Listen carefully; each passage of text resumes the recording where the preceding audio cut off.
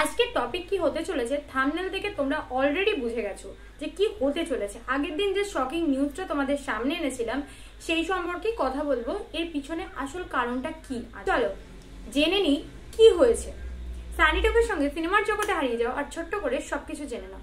হেরাফেরি 3 যেটা আসার কথা ছিল তার আগের পার্টগুলো তোমরা সকলেই দেখেছো আর পছন্দও করেছো, আর সেখানে বাবুরাও ক্যারেক্টারটা কতটা ইম্পর্টেন্ট ক্যারেক্টার সেটা তোমাদেরকে আলাদা করে বোঝানোর দরকার নেই। আর যেখানে বাবুরাও ক্যারেক্টার মানে পরেশ রাওয়াল মুভি আসার ঠিক কিছুদিন আগে একদম শেষ মুহূর্তে মুভি ছেড়ে বেরিয়ে যায়, এর ফলে অনেক ক্ষয়ক্ষতি হয়। যেহেতু শেষ মুহূর্তে পরেশ রাওয়াল সিনেমা থেকে সরে গেছে, তাই অক্ষয় কুমার 25 কোটি টাকা ক্ষতিপূরণ চেয়ে পরেশ রাওয়ালের বিরুদ্ধে নাকি কেস করবেন, এটাই জানা গেছে।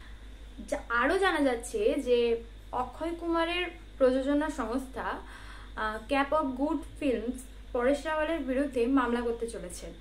পরেশ রাওয়ালের এই ধরনের আচরণে সবাই খুবই ক্ষুব্ধ।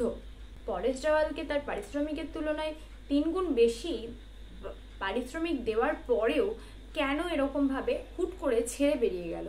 তাহলে কি ওনার মধ্যে কোনো পেশাদারিত্বের অভাব রয়েছে? সংবাদ মাধ্যমে জানা গেছে যে পরেশ রাওয়াল নাকি এইসব ব্যবসায়ী বা পেশাদারিত্বের কোনো ধারই ধারেনি।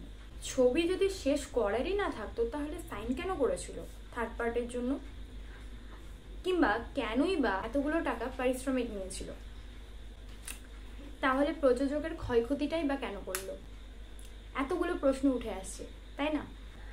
হঠাৎ করে কোনো চুক্তি এভাবে ভেঙে বেরিয়ে যাওয়া যায় না, এগুলো আমি বলছি না। প্রশ্ন তো উঠে আসছে যে কেন, কি বৃত্তান্ত, কি এমন ছিল, কিন্তু এগুলো সমস্তটাই রিপোর্টের মাধ্যমে জানা গেছে। তাহলে পরেশ রাওয়াল কেন ছাড়লো হেরাফেরি 3?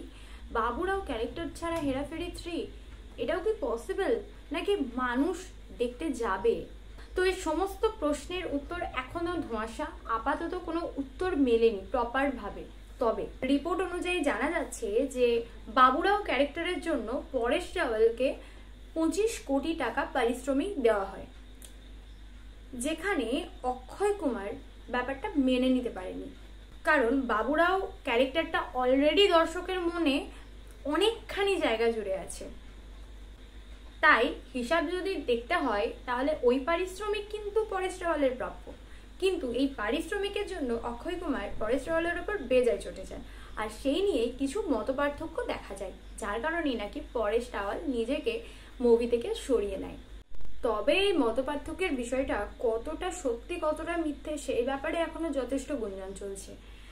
যাই হোক, নেক্সট আপডেটের জন্য আমি ওয়েট করছি আর তোমরাও আমার সাথে ওয়েট করো, তবে অবশ্যই সাবস্ক্রাইব করে, কারণ নেক্সট আপডেট খুব তাড়াতাড়ি আবারও আসছে। সানি টপের সঙ্গে সিনেমার বকবক হয়েছে শেষ, আবার আসছে নতুন মুভি নিয়ে, তোমরা সবসময় থাকো ফ্রেশ। এই গুঞ্জনের শেষ কোথায় সেটা তো আমিও দেখতে চাই। চলো টাটা।